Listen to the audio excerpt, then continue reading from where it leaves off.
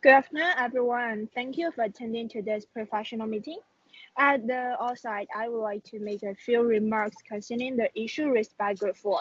They highlighted a growing but often overlooked problem, mental health among university students, including anxiety, stress, depression, and insufficient like exercise to psychological support services. From, from their pitching video, it is clear that while societal awareness is improving, university level support remains like fragmented. Many counseling centers are understaffed, have limited hours, and students often hesitate to seek help due to stigma. However, there is no unified national framework to ensure fairness and consistency across universities. The group proposed four solutions.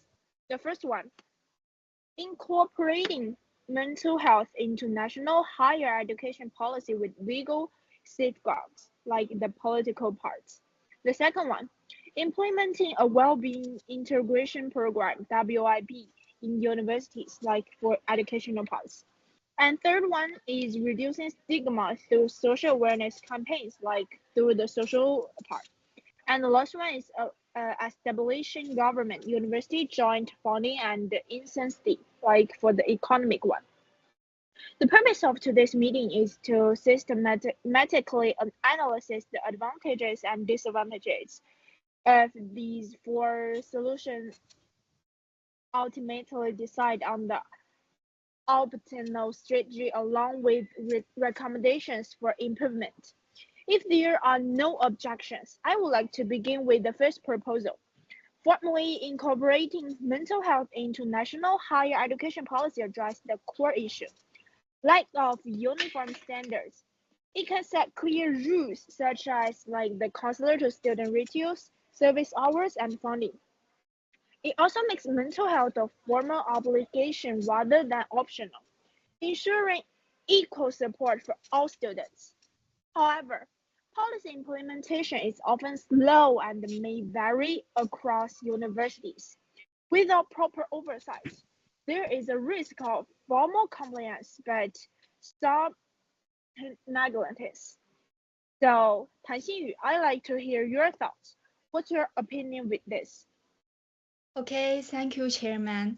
From my perspective, this is the most structurally robust and far-reaching of the four proposals.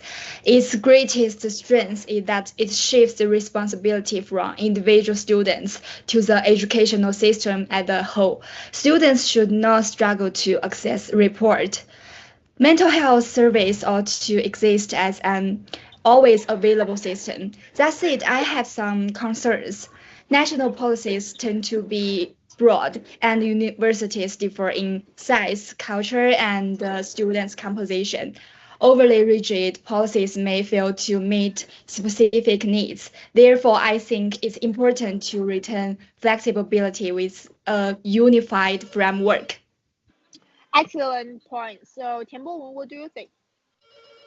I agree with the previous view. So, from my point of view, national policies carry the strong symbolic significance. So, it's clear communicate that mental health is a priority at the national level. So, not just an individual concern. So, however, I would add the legal guarantees alone may not encourage the student to seek help due to stigma or distrust. So in other words, while the policy can build the system, it cannot automatically change the student behavior. Additional measures are still required. Okay, thank you. So, for next one, Xiaoxin, how about your thoughts? Mm, I would say this proposal provides the strongest foundation for all subsequent reforms. My concern, however, lies with resource allocation. If government funding is insufficient, smaller or resource-limited universities may struggle to comply, potentially increasing operational pressure. Hence, the success of the policy relied heavily on stable and adequate financial support. Nevertheless, I believe that without national policy, the other proposals would have limited long-term effectiveness. Thank you for your answering. So next one, Zheng Yafei, what's your opinion? I fully agree on the institutional value of this proposal. Its most important significance, in my opinion, is that it guarantees students basic rights.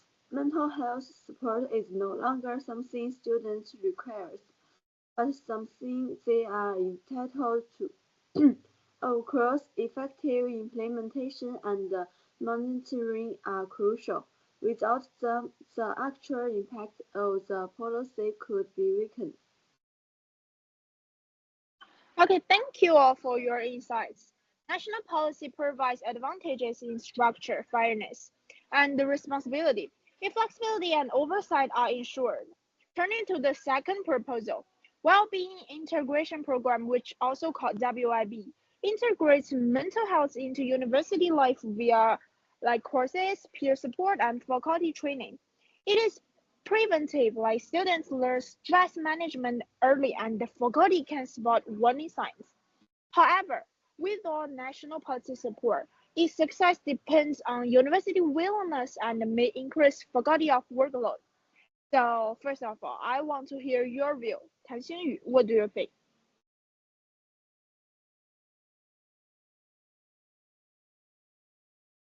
Sorry, I think your mic is closed. Okay, sorry. I believe WIP has a positive impact on campus culture. Embedding well-being sessions into the curriculum or orientation shows students that emotional management and academic development are equally important. This normalization of mental health can reduce shame and encourage help seeking. However, the program's success depends on faculty and staff implementation. Without proper training, WIP risks becoming a formalistic exercise, and difference between departments may affect its effectiveness. Thank you. All right, thank you. And so next one, Tim Bowen, I'd like to hear your views on this solution. Okay, thank you. I think the WIP is particularly valuable for the first-year student who face the major changes in the learning style, the social environment, and the pace of life. The structured well-being section and peer support can help them develop the stress coping skill early and preventing the long-term psychological problem. Nevertheless, careful crossing-department coordination is required. If responsibility like guiding the faculty training and the student participation are unclear, WIP could be deeply altered due to the academic pressures. Okay, thank you. So next one, Xiaoxin, what is your opinion on this? From a cost perspective, WIP seems low cost compared to hiring numerous professional counselors. It focuses on prevention rather than treatment, which is a clear advantage. However, measuring its impact is challenging. Mental health improvements are often subtle and long-term, and without clear evaluation metrics, universities may struggle to justify ongoing investment. All right, understood. So what about you, Zheng Jiafei? I agree that WIP enhances students' psychological literacy and self-regulation skills. That said, its scope must be clearly defined.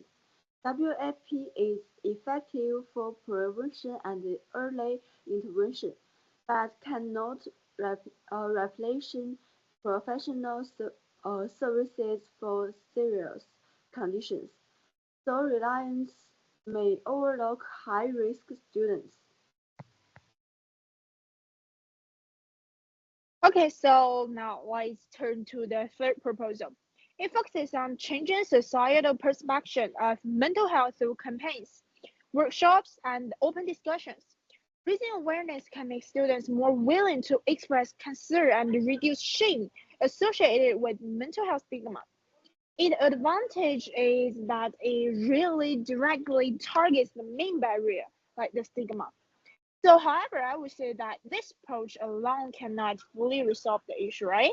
So, as changing social attitudes is slow and hard to trigger. So, Tan Xinyu, what's your view? I partially agree, but I consider this is an indispensable component. Without a supportive social environment, even the best mental health systems might be unused. Continuous awareness and education can gradually shape campus culture, making mental health a normalized topic. Still, I want to emphasize that this proposal cannot provide direct help to students in crisis. It mainly serves prevention and cultural guidance. Really, thank you for your answering. So, Tian Bowen, what about you? I see this as a supporting measure rather than a standalone solution. I think it can create the proposal public opinions environment for the institutional, the reform and the service, but it doesn't the constitute to the complex the support system. Okay, thank you. So, how about Xiaxin? What's your opinion on this point? Yes, I tend to agree. Awareness is important, but without structural and systematic support, its effect is often symbolic and cannot truly help students in critical moments. Awareness activities need to link with counseling and guidance systems for an effective overall strategy. Okay, so last but not least, Chunyafe, could you share your perspective on this solution or this view? Yes, I agree. This proposal can change attitudes and reduce stigma, but doesn't answer the question: where should students seek help when in distress? Awareness is necessary, but without clear service channels, students may still remain silent. Okay, so finally, the fourth proposal treats mental health support as a long-term investment, emphasizing government university joint funding and providing incentives for students who actively engage in mental health activities. So its advantage is sustainable funding and increased student participation, right? But however, I'm concerned that over reliance on incentives may undermine intrinsic like the value, causing students to focus on reward rather than genuine psychology growth. So Tan Xinyu, I would like to ask for your thoughts on the solution first. I see this as practical and realistic.